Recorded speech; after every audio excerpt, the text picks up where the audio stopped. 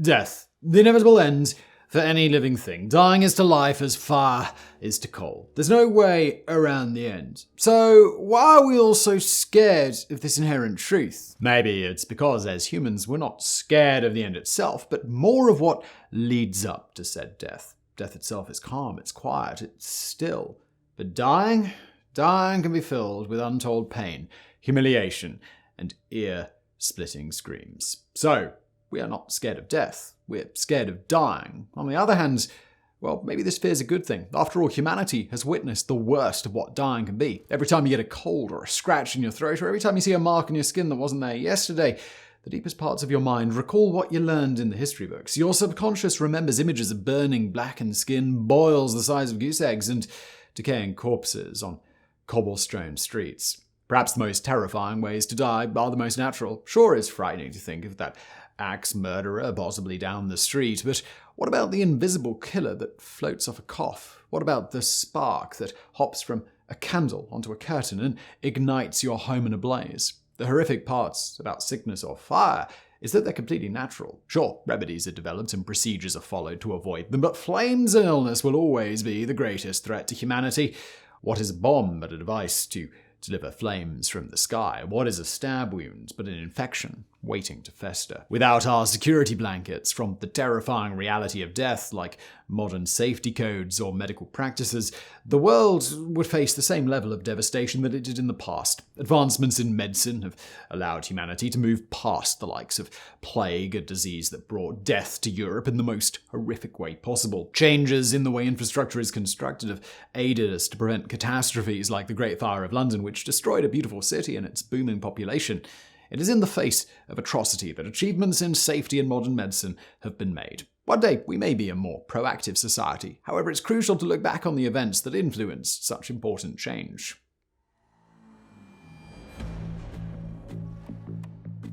As the last in a series of plagues to wreak havoc across Europe, the Great Plague of London in 1665 made sure to finish off with a bang. Snaking its way through mud-caked streets by scampering on the back of rats, disease infiltrated London. Scientifically known as Yersinia pestis, the bacterium that causes the plague finds its host through a minuscule flea bite. Yersinia pestis can result in many different types of plague. However, the three most common are pneumonic, septicemic, and bubonic. Each category of plague has a distinct set of symptoms, and none of them are pretty. While all three forms of plague are deadly and highly contagious, the symptoms of bubonic plague are arguably the most horrific. Bubonic plague takes its name from the large buboes that form on the host. These protrusions swell from inside the lymph nodes as Yersinia pestis collects and multiplies. Eventually, these buboes grow to the size of large eggs and balloon under the skin from the neck, armpit, and groin. As the buboes grow, some even begin to ooze as they leech the life out of their victims. Alongside the buboes, symptoms also include raging headaches, violent nausea, vomiting, a swollen tongue. As the host dies, tissue covering the areas of the buboes also begins to decay, and the skin turns a sickly black shade. This necrosis of the skin is what gives bubonic plague its infamous moniker, the Black Death. By late 1664, news of the Black Death's return swept London. Stemming from the small suburb of St. Giles, illness passed through the impoverished villages in the Whitechapel and Stepney parishes, and Yersinia pestis found its way to the overcrowded alleyways of London. The Great Plague began its spread slowly, having only taken a recorded 43 people by May of 1665. However, as spring sprung across the country, so did Yersinia pestis. The bubonic plague began in households, one family member falling ill and then quickly spreading it to the others. Homes were sealed and quarantined off to prevent further contamination to the community. Words painted over the doors of the sick read, "Lord have mercy on us." Many of the attempts to slow the bubonic plague failed miserably, mostly due to how easily it spread from person to person. Wealthy residents of London whisked away to the safe countryside, while poorer residents of the squalid city streets were left behind to battle the death. Communities during this time were ill-equipped to handle an outbreak as large as this. In an example of tragic bravery, the village of Eyam in Derbyshire, England, witnessed the viciousness of Yersinia pestis as it swarmed their community. Before the outbreak, Eyam was a prosperous suburb of London, with an estimated population of 344 people living there. Residents boosted their local economy through farming and mining. Everything seemed to be ordinary for the village of Eyam, but regrettably, this would change in September of 1665. A tailor, Alexander Hadfield, sent his assistant to London for a bundle of cloth samples, neglecting to think about the current outbreak of plague there. When his assistant, George Vickers, returned, he unknowingly brought passengers along with him. The box containing the cloth samples from London was infested with fleas. While the town did not know it at the time, those fleas would explode plague into Eyam. George Vickers allegedly hung the samples out to dry on the hearth, rousing the fleas within, and it'd be the first in the village to die. The first round of disease for Eyam only took a recorded 42 people between September and December of 1665. As the colder seasons crept in, the plague seemed to die off. However, this rest would not last long, and by the spring of 1666, Yersinia pestis hit back even harder. Many people fled from Eyam, but for those that remained, hell was about to ensue. William Mompesson, the newly appointed rector to Eyam, would make the fateful decision to stop the spread of disease outside of his community. Mompesson declared a quarantine on the village, essentially condemning the residents. Mompesson had the difficult task of convincing his people to stay, but eventually they agreed, and he and his wife stayed as well. This painful choice proved to be a necessary evil, and as Dr. Michael Sweet, a wildlife disease specialist at the University of Derby, said, the decision to quarantine the village meant that human-to-human contact, especially with those outside of the village, was basically eliminated, which would have certainly significantly reduced the potential of the spread of the pathogen. Without the restraint of the villagers, many more people, especially from neighboring villages, would have more than likely have succumbed to the disease. It's remarkable how effective the isolation was in this instance. In the height of the summer, Eyam was facing devastation. 5 to 6 people were dying every day, but despite this, the villagers continued their quarantine. Elizabeth Hancock was recorded to have buried her entire family, 6 children, as well as her husband, in the span of just 8 days. However, their isolation proved remarkably effective for the village, and by November of 1666, the plague had subsided altogether. Although William Mompesson did survive the ordeal, his wife Catherine would not.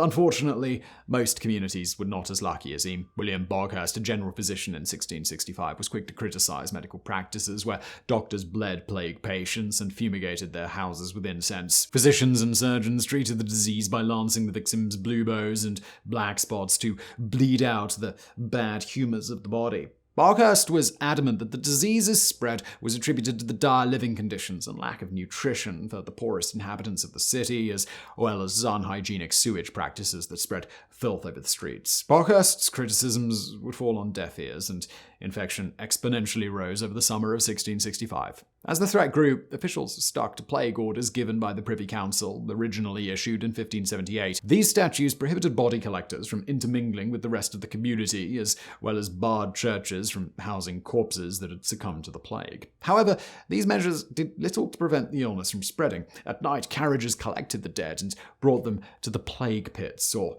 just large mass graves. It's not known exactly how many of these pits were dug. Guesses range from tens to hundreds across London and the English countryside. Originally, these graves were on sacred church grounds. However, as the plague of London took hold, graveyards across the country became overcrowded, and officials were forced to hastily dig mass graves for the victims. Years later, in 1685, Lord Macaulay wrote about the plague pit of Golden Square in Soho. It was a field not to be passed without a shudder by any Londoner of that age. There, as in a place far from the haunts of men, had been dug 20 years before, when the Great Plague was raging, a pit into which the dead carts had nightly shot corpses by scores. It was popularly believed that the earth was deeply tainted with infection and could not be disturbed without imminent risk to human life. The largest of the recorded mass graves sits in Charterhouse Square of Farringdon, England, and is estimated to house more than 50,000 bodies from the Great Plague of London. By summer of 1665, King Charles II had fled to the countryside.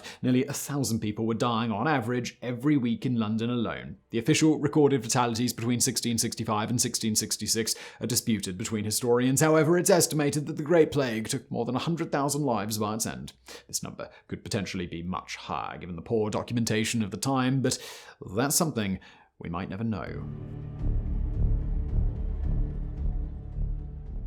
Fire, humanity's greatest invention and one of its greatest enemies. Overcrowded and impoverished areas were a breeding ground for sickness and fire hazards before the introduction of safety codes and proper sanitation. Unfortunately, safety regulations are often implemented after tragic incidents. Before the Great Fire of London in 1666, the general population was unaware of the danger they placed themselves in by building homes with extremely flammable materials. These homes and buildings were often hastily constructed and tightly squeezed in next to one another due to the rapid population growth that London was seeing. With an estimated residential population of 350,000 people during the summer of 1666, London was the largest city in Europe. Despite the ongoing plague, the city was still bustling with people and animals. Since it would be years until the invention of trolley cars or trains, numerous buildings housed bales of hay and straw to feed workhorses across the city.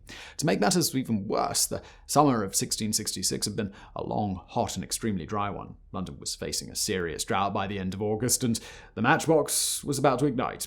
Conditions lined up on the 2nd of September 1666 as the perfect recipe for disaster was born, and it all began with bread. The blaze that started in King's Bakery on Pudding Lane near London Bridge would grow to apocalyptic proportions. Thomas Farrinor, owner of the bakery, was adamant that he had extinguished the flames by 10 p.m. that night, but 3 hours later the inferno would consume his house. Given that fires were a common occurrence for the city, officials were not particularly worried. Upon being informed of the growing embers on Pudding Lane, Lord Mayor Sir Thomas Bloodworth was so unbothered by the news that he's quoted as saying, "A woman might piss it out." However, this attitude of indifference would be London's downfall. Fierce winds from the east helped to sweep the fire down Pudding Lane and towards the Thames. Upon reaching the river, the blaze quickly erupted over warehouses near the docks. Within seconds, the fire ignited highly combustible oil and tallow housed within. Thankfully, the fire did not venture south of the Thames, given that the previous fire of 1633 had already destroyed a good section of that area. However, the blaze did go on to consume the rest of the city. Chaos continued to reign on September the 3rd. A stampede of people rushed to the Thames, attempting to escape from the flames, and people gathered from the surrounding villages to witness the blaze. Once informed of the gravity of the situation, King Charles II ordered a firebreak to be created by tearing down the line of buildings and houses along the fire's path. This would prove useless against the strength of the inferno. Samuel Pepys wrote in his diary on September 3rd, "About 4 o'clock in the morning, my Lady Batten sent me a cart to carry away all my money and plate and best things to Sir W. Ryder's at Bednall Green, which I did riding myself in my nightgown in the cart, and Lord, to see how the streets and the highways are crowded with people running and riding to get off carts at any rate to fetch away things." By September the 4th, the king himself had joined in with the fire brigade by tossing water onto the flames with rudimentary leather buckets. When their efforts fell short, the fire raged on and drastic measures were needed to stop the flames. King Charles II ordered a new firebreak be created, but this time they would blow up the houses and buildings with gunpowder as a faster way to do it. Unfortunately, the explosions incited panic as people mistook them for an invasion by the French. The masses sought refuge outside the city, while St. Paul's Cathedral burned. On September the 5th, Samuel Pepys recounts the sheer level of terror that the fire brought. "Lord, what sad sight it was by moonlight to see, the whole city almost on fire." Eventually, coals did settle on London, and the fire ceased as the sun rose on September the 6th, 1666. With the flames extinguished, the destruction was plain to see. Only 1/5 of London was left in the wake of the Great Fire. Nearly 13,000 residential homes had been destroyed, and nearly all the civic buildings had collapsed. Astoundingly, despite the panic and bedlam that ensued over the 3 days, only 6 people were confirmed dead after the disaster. Thousands of people were left homeless as their city was a burnt-out shell of its former self. To add insult to injury, a mentally handicapped French watchmaker, Lucky Hubert, came out in the aftermath and confessed to starting the fire on purpose. Without a second thought, officials in London condemned him to death by hanging. Later, it was revealed that Hubert's confession was false, and he was not even in London when the flames began. Sir Christopher Wren was tasked with rebuilding London after the disaster. As his piece de resistance, Wren began reconstructing St. Paul's Cathedral starting in 1675. A 200-foot monument was also erected on the ground where the flames began to commemorate the events that took place that fateful September of 1666. London would never be the same, but her reconstruction brought forth the best in her people.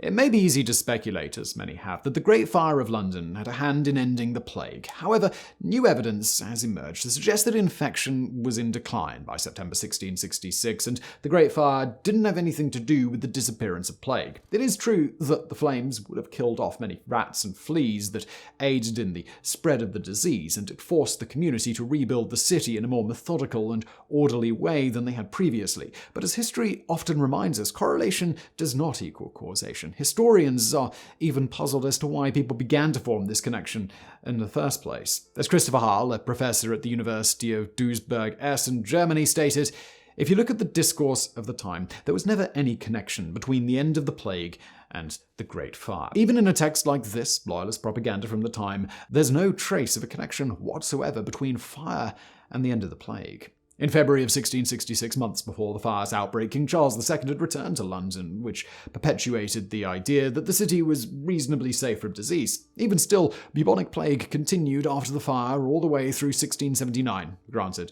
these cases were few and far between compared to the major outbreak of 1665 to 1666. Historians speculate that we may never know exactly why the plague ended. However, the evolution of city planning and social engineering may have had a hand in preventing outbreaks of similar magnitude.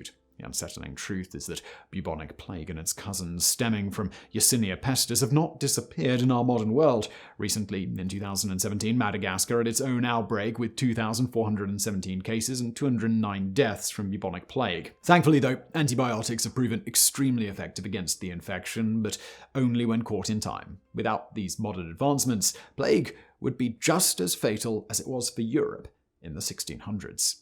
Fire and disease will always be humanity's greatest enemy. New viruses and bacteria will inevitably mutate to defeat even our largest advancements in medicine. It's a war of attrition, constantly being battled in the background of society, and there will never be a generation that is not impacted by illness. Death's a funny thing.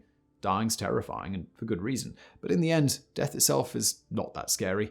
All we can hope for is a quiet kind of dying. A dying that's warm and cozy in our beds and not filled with the horror of the fire or the plague. We should all be grateful for the ability to die mostly quietly, for many of our ancestors could not.